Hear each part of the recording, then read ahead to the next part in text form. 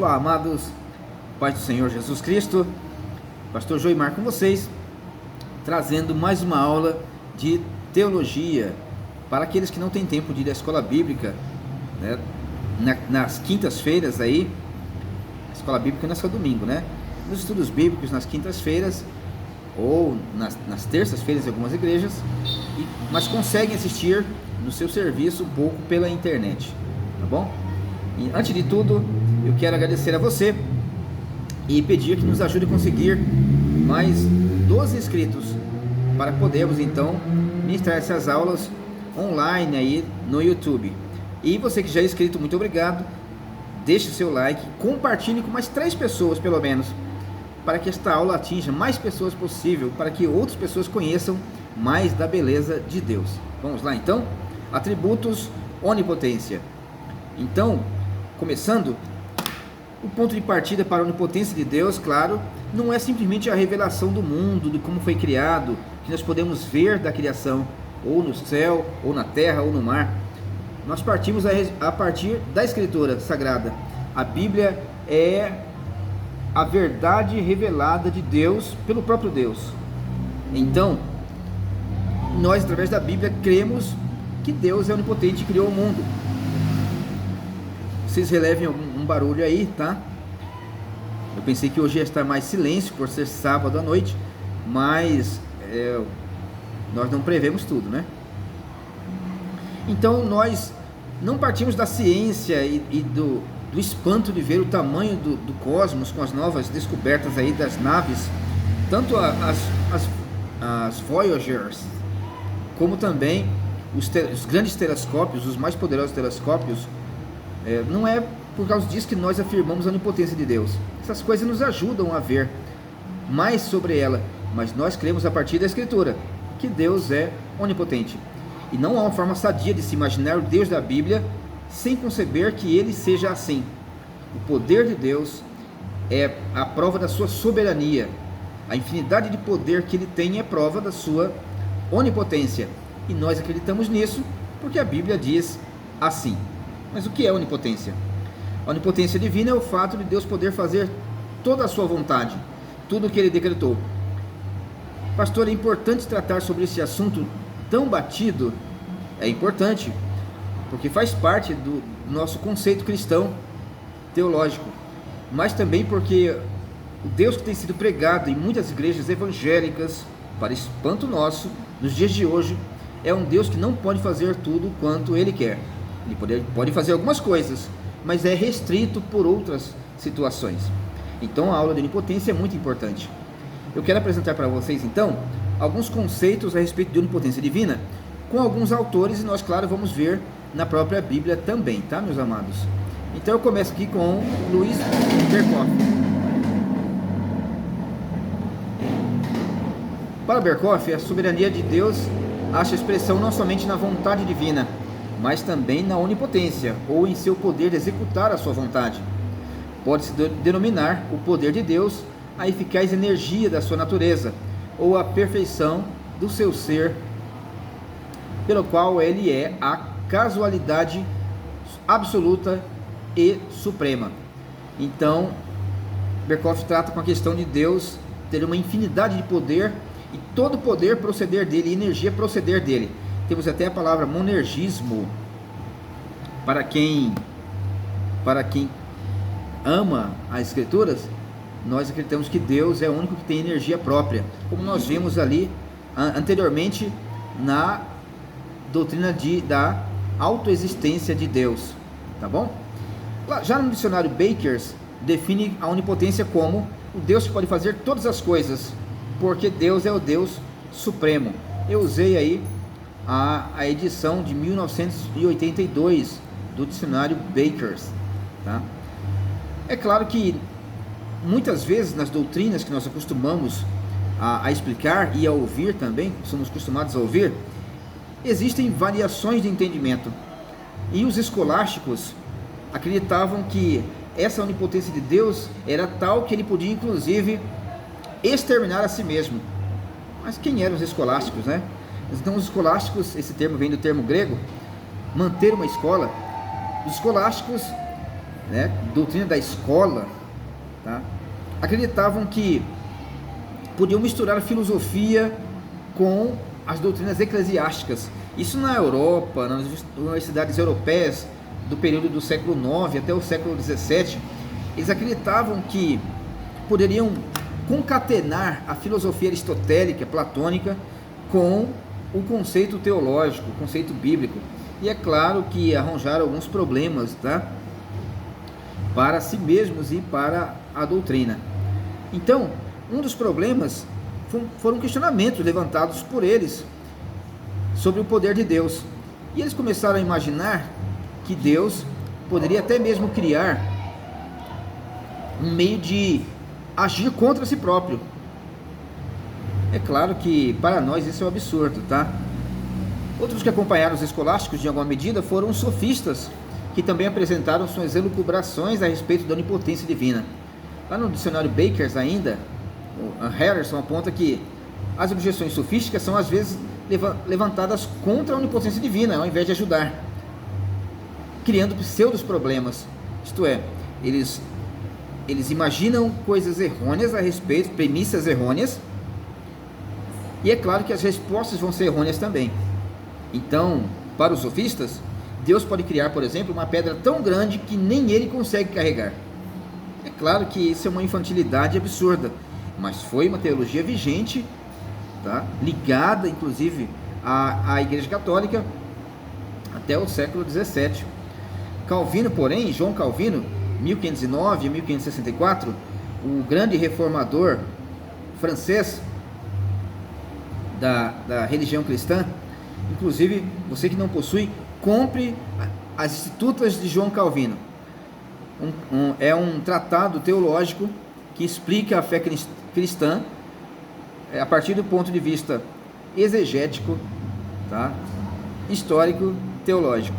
Você que gosta de investigar coisas sérias a respeito de Deus e leva o estudo a respeito da Bíblia bem a sério, compre as Institutas e você não vai se arrepender. Então Calvino, ele enxerga a onipotência como uma realidade em Deus, não como uma questão filosófica ou para se perder em vãs filosofias. Sobre a onipotência, comentando o Salmo 3, Calvino diz: como o poder de Deus é infinito, e é isso que nós acreditamos, que a onipotência é infinidade de poder, então conclui-se que Deus é invencível contra todos os assaltos, contra todos os ultrajes, contra todas as maquinações e as forças do mundo inteiro. Então é melhor confiar no poder de Deus, não é verdade? Está lá no Salmo 3, página 86 e 87, lá em João Calvino. Então vamos para a Bíblia. Se tiver perguntas, pode deixar aqui embaixo, né, no comentário, que nós vamos respondendo aí à medida do possível, tá bom? Ou fazendo até uma aula especial sobre sua pergunta. Então Gênesis capítulo 1, verso 1 diz: no princípio criou Deus os céus e a terra. Então eu quero colocar para você aqui, vou ter que mostrar para você. Bom, então nós temos aí o termo hebraico, tá? Coloquei só um trecho: Bara et Elohim Shammai et Eretz.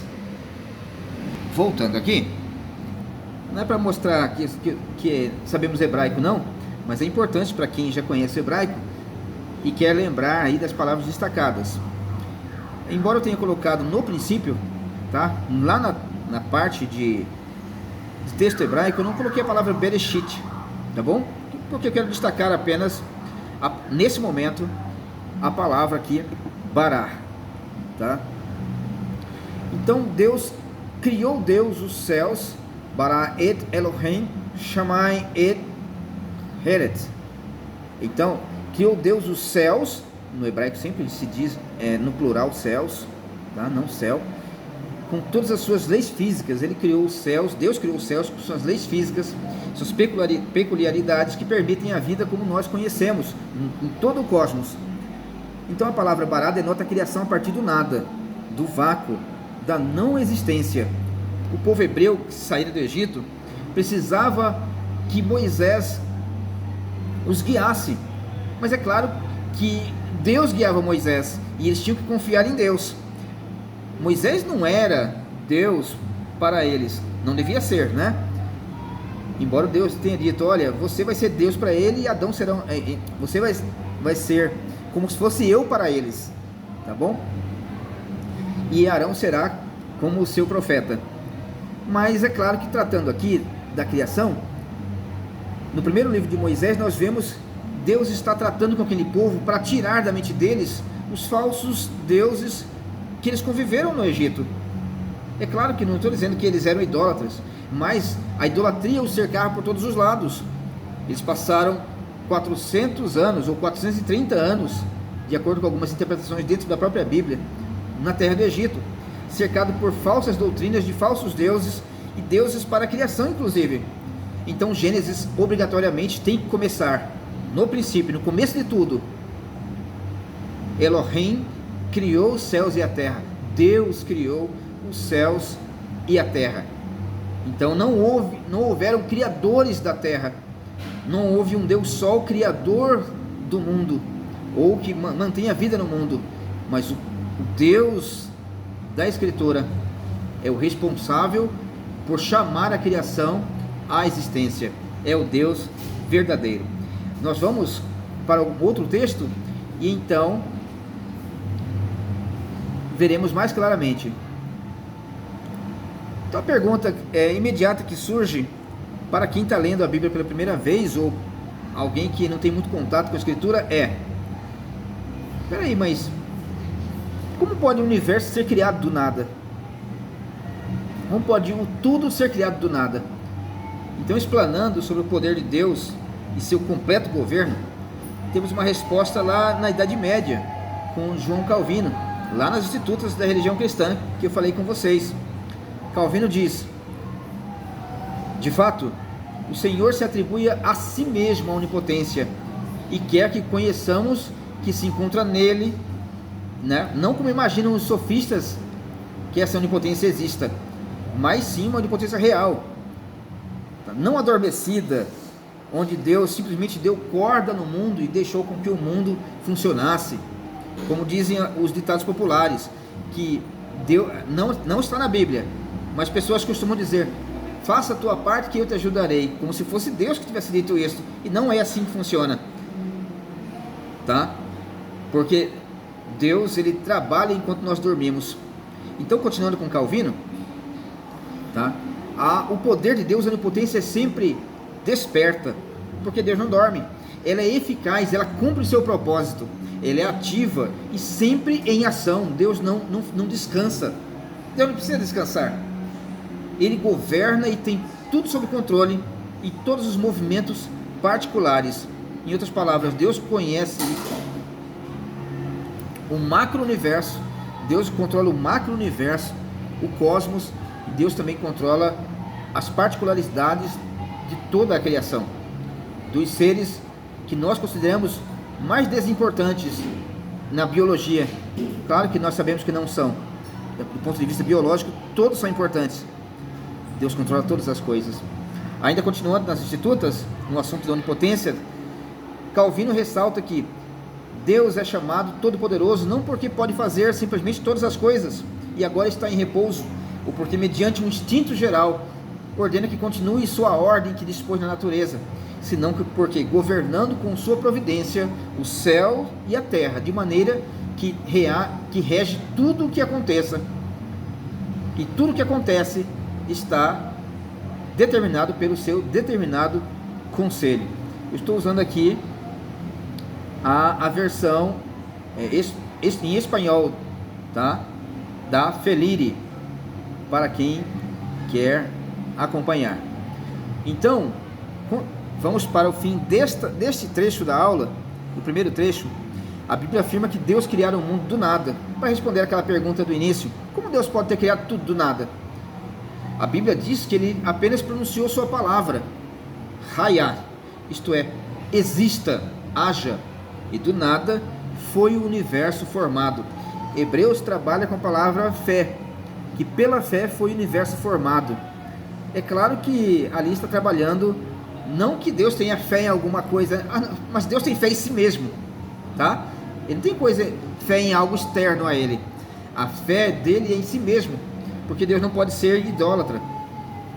Então ele tem que acreditar em si mesmo, tá bom? Ele sabe o que ele está fazendo. E Deus então forma todas as partículas. Os primeiros fótons apareceram quando Deus disse haja luz, sendo criados. Então, propositalmente eu não tinha traduzido aquela parte. No princípio, Bereshit, tá? A palavra B ali é no. Então, o em primeiro lugar, tá? Também pode ser traduzido por B no hebraico, também pode ser traduzido por em primeiro lugar, criou Deus os céus e a terra. Aqui, quando nós vemos o universo sendo formado na criação da luz, então nós encontramos e disse Deus, tá? Amar Elohim Hayah-Hor, isto é, exista a luz. Deus não está manipulando este elemento, Deus está criando os fótons e ordenando fisicamente que eles se comportem como partículas e ondas, tá? Eu não sou físico, eu apenas estudei isso acompanho, né, em alguns sites, mas estudei sobre física como muitos de vocês no ensino médio. Assim como não conseguimos conceber na prática o que é a luz, também não conseguimos conceber o que é a eternidade. A raça humana só pode conceber a criação a partir de algo, isto é, daquilo que já existe, numa criação manipulada, mas isso de longe é criação do nada. Na história nós vemos que o homem, ele também tem essa, como a imagem de Deus, tá? Selen, e semelhança, demut, né, lá no hebraico, ele consegue também criar, manipular coisas, mas ele não cria do nada. É impossível que alguém mais crie algo do nada, a não ser Deus, tá bom? Então, o homem consegue manipular elementos na natureza, mas elementos que já existem. Então, na história nós vimos que o homem aprendeu a fundir metais e elementos químicos, ou extrair elementos naturais e processá-los para que formem um elemento novo e desconhecido. Por exemplo, no século IX, descobriu-se que uma mistura de enxofre, salito e carvão resultava no agente explosivo, qual chamamos hoje de pólvora, tá? Aí discutir se é na China ou se é no Oriente, aí você pode pesquisar mais a fundo, tá bom? Também já existiu o betume, claro, tá? A palavra kafhan é betume, mas o petróleo, né? Já esse elemento petróleo já existia poços de petróleo, claro, mas ele começou a ser manipulado aí perto do século XVII, né? Da forma que nós conhecemos. Ele já foi usado com tochas, mas como nós conhecemos para extrair combustíveis para o uso moderno, foi mesmo na Revolução Industrial. O plástico também foi um material que surgiu a partir da Revolução Industrial, onde foi manipulado o petróleo. E aí nós temos esse material chamado plástico e outros materiais, gasolina, querosene de aviação, óleo diesel, que não existia nos tempos bíblicos dessa forma. Então o homem consegue manipular os elementos criados, mas ele não cria do nada. O homem não diz Hayah e as coisas existem a partir do nada. Ele não diz Bará, né? Vou criar do nada. Ele pode manipular. Então, vamos ver alguns textos então, meus amados. Pelo menos 2 textos então, nós encerramos esta primeira etapa da aula, tá bom?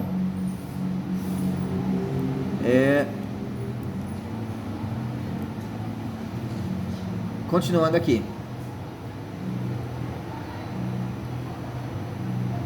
Só. Então, textos que falam a respeito da onipotência divina.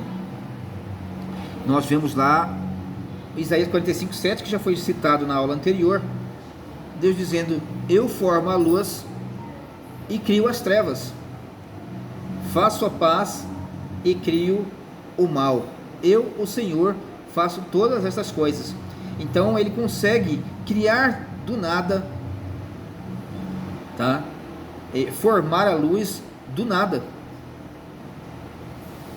É coisa que nós não conseguimos compreender, mas que Deus faz com naturalidade a partir do seu imenso poder. Então,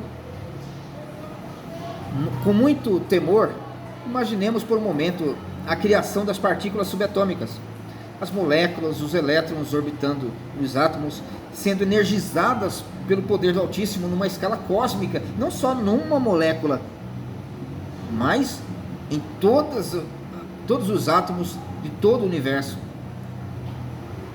Imagine o berçário das estrelas se aglomerando e fundindo devido à imensa pressão que foi também ordenada por Deus para que as leis físicas existissem, e essa pressão foi tal que as partículas se fixaram, tá? Se fundiram, formando, as moléculas se fundiram de hidrogênio, de hélio, formando estrelas.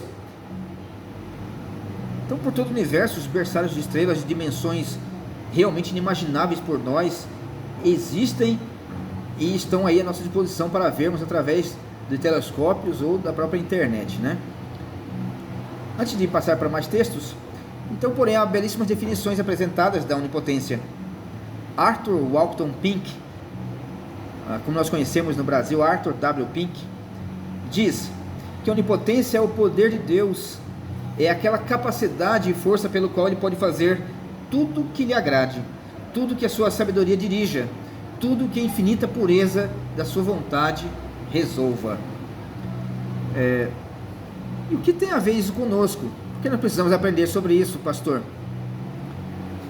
Porque quando nós aprendemos sobre o poder de Deus, nossa fé é fortalecida para a oração, por exemplo, para a conversão, para a esperança de que, de fato, esse mundo de trevas vai deixar de existir como nós conhecemos, sob a realidade do pecado, sob a realidade do pecado, sob a realidade do pecado. E Deus tem o poder de criar um novo mundo, refazer esse novo mundo. Não vai haver outra criação do nada, mas refazer esse mundo conforme a sua santidade, conforme a sua majestade, conforme a sua sabedoria, conforme a sua bondade, conforme o seu poder, conforme o seu amor.